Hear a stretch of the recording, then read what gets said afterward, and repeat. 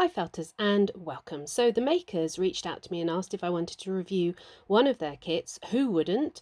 So I chose this one, which is a beautiful Christmas gnome or tomte. So you can do a normal gnome or a Christmas gnome. It's really cute.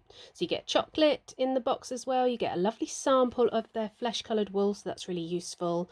A couple of other bits and bobs. You also get their newsletter, which is really useful. It talks about their subscription boxes, new products, their retreats, where they're going to be, and you also get a free tutorial on the back, so worth having a look through.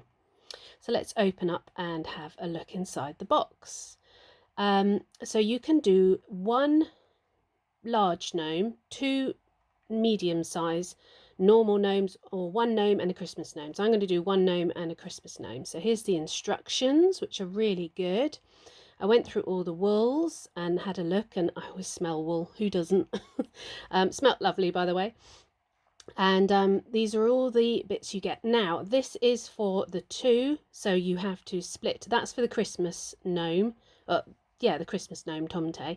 This is for the beard, so you either get blue-faced Leicester or Wensleydale locks. So I've got blue-faced Leicester, and this is their matte. I think it's their earth matte, so it's a small sample of it. And the needles are in there. You get 3 needles, and then you get some pipe cleaners. So you have to split everything into 2 if you are doing the 2 gnomes. It's really easy to do. You just bundle it up in your hands, and that's how you can feel if it's about the same size. I still had some wool left over, so it wasn't really a problem. I had lots of pink left over, which is always really useful. And so that's all in one box at the side there for one gnome, all ready.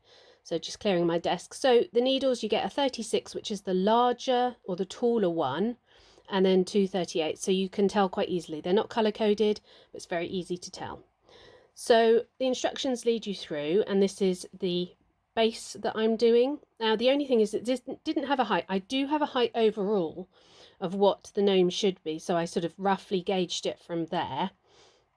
And this is the nose, so I went straight into the nose. So again, like with all these reviews, I'm not teaching you how to do it, but I'm just showing you what I thought about it. And those are little nostrils underneath there, which were a really good idea to do. I've never actually learnt or thought to do that. So here we are going to do the hands, and they're really sweet. I don't do much, mostly I do animals. So this is partly why I chose this kit, because it's something different for me. And so this is how to do a little hand, and so you follow the instructions, and it's really good, and it came out so well, and I'm really pleased I've learned how to do this now. I do a lot of craft fairs, and I did do some gnomes last year, and they were very popular, so I might do some more. Now the wire broke on me, but I think it's because I twisted it to make it shorter at the back. It's not a problem. You just take off that bit, you put the 2 bits together and twist it together, and it had to be shortened anyway. So it wasn't a problem, but so if that happens to you, it's absolutely fine. The wire was quite stiff on the inside, and then I just covered it up. So that worked well. And now this is doing the outside of the sleeve, and it gives a really nice, neat effect. Look at that hand. It looks really cute. I was really, really pleased with that. And then you attach them on to the back bit, starting to come together. Then you go down, you do the legs. My legs were quite thin. I maybe could have done them a bit thicker, especially on Father Christmas. And the wool here literally sticks to the pipe cleaner. You don't have to felt it much. And then these are the boots at the end, which are a really nice feature. Look at that, very sweet. There we go. So he's got his arms and his legs, and he's really starting to look cute. And then we cover the rest of the body.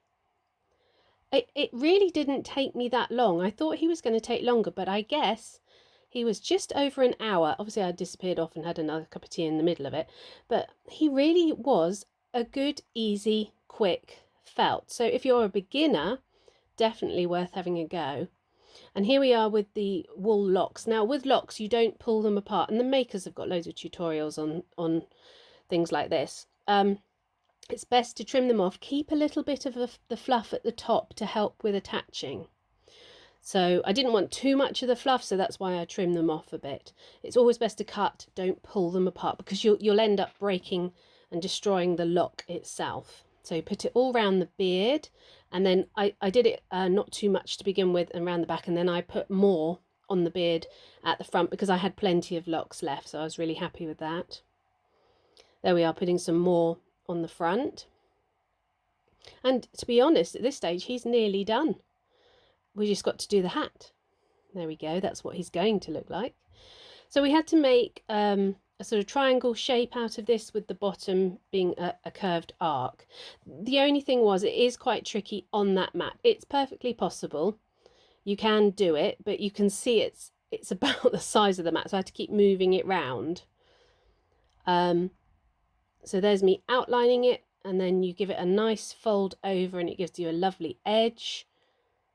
There's lots of sort of gnome tutorials out there, so have a look through, but this, it leads you all the way through it, and it's great. You've got all the materials you need. So there we go, the shape's starting to come together, just doing the bottom.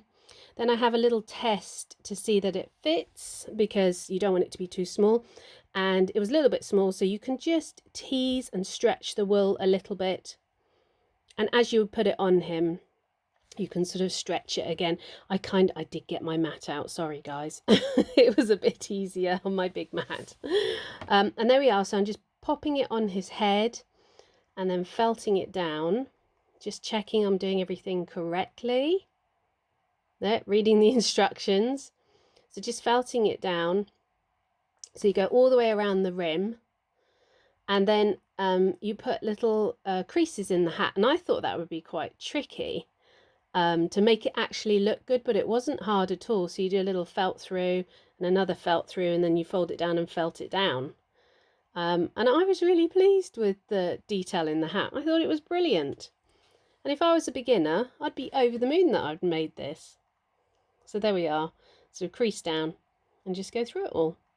So I had everything I needed. Yeah, I was really happy with it. This is Father Christmas, so you put white on his sleeves and on his boots and on his hat and on the little top bit, and then he's red all the way over. So Father Christmas came out really, really well as well. I was pleased I tried him.